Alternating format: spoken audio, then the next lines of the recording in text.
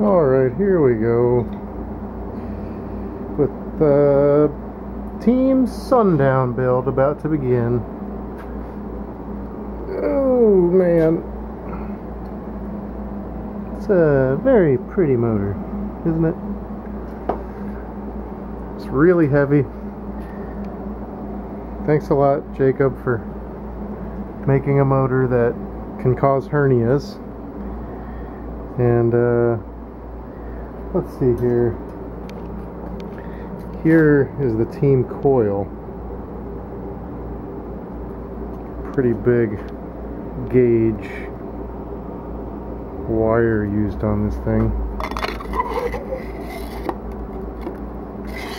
Got like a 10-inch tall former.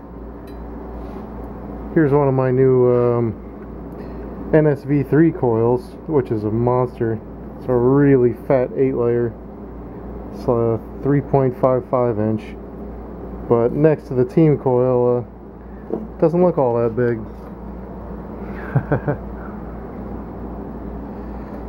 So I've got one of the coils and spiders starting to go together in my office, and